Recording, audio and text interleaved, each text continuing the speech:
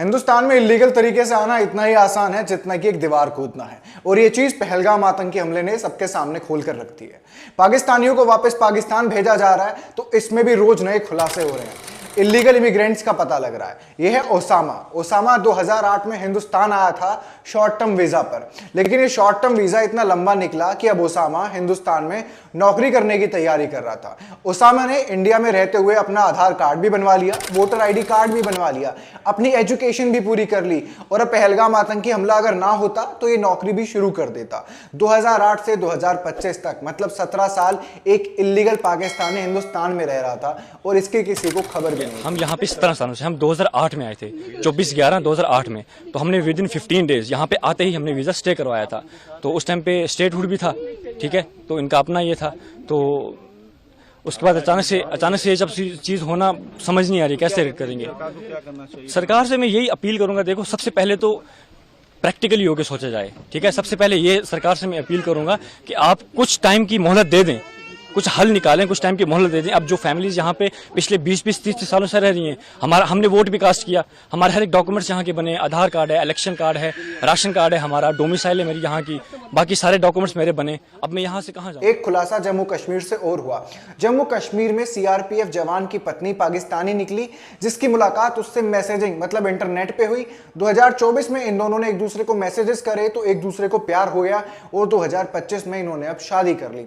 लेकिन मार्च में इसका वीजा खत्म होने वाला था, ये भी शॉर्ट टर्म वीजा पर ही आई और इसको पाकिस्तान वापस भेजे जाने लगा। तब इस बात का खुलासा सबके सामने हुआ। सीआरपीएफ इंडियंस की सिक्योरिटी के लिए जिम्मेदार होती है, और अगर एक सीआरपीएफ जवान की पत्नी पाकिस्तानी निकले तो ये चीज सोची जा सकती है कि कितनी बड़ी चूक और कितनी बड़ी गलती हिंदुस्तान के सिक्योरिटी फोर्सेस तक में हुई है। अगर एक सीआरपीएफ जवान एक पाकिस्तानी के साथ कांटेक्ट में है शादी से पहले, जब वो सीमा के उस पार है, तो क्या ये सोचना गलत होगा कि मीनल खान पाकिस्तान के लिए काम कर रही हैं? और जब इस जवान की पत्नी को जम्मू कश्मीर से विदा करा गया तो पूरा जम्मू कश्मीर इतना तो पहलगाम आतंकी हमले के बाद नहीं रोया था जितना वो इसकी विदाई पर रोने लगा। लेकिन जम्मू कश्मीर के पॉलिटिशियंस ने हद पार करी हुई है। जम्मू कश्मीर के अंदर जो आग लगाई है उसके अंदर सबसे बड़ा रोल अगर किसी ने अदा किया है तो वो जम्मू कश्मीर के लोकल पॉलिटिशियंस हैं, जो आज पॉलिटिशियन बन गए हैं, लेकिन उन पर ये इल्जाम भी लगे हैं कि उन्होंने खुद अपने हाथों में बंदूक उठाई है, खुद उन्होंने हिंदुस्तान के खिलाफ नारेबाजी करी है और अपनी आवाज बुलंद करी है। मैं बात फारूक अब्दुल्ला की कर रहा हूँ। ये शब्द हैं, बुरा मत मानिएगा। आपने बोला था पीओ के शब्दशः बोलूंगा, किसी के बाप का नहीं है। आप ही ने बोला था पाकिस्तान ने चूड़ियां नहीं पहन रखी, आप ही ने पाकिस्तान के पास एटम बम, ये तीनों चीजें आप ही ने बोली थी कि चूड़ियां नहीं पहन रखी और पीओ के किसी के बाप का नहीं है। मैं मानता हूं ना आज कि मैं गलत। कल को यही उठ के फिर कोई ओवरग्राउंड वर्कर बना तो बंद कर दिया है। मैं आज भी कहता हूं वो इलीगल है, कुछ भी हो इलीगल हो फिर भी। Yes, they should be not treated like prisoner.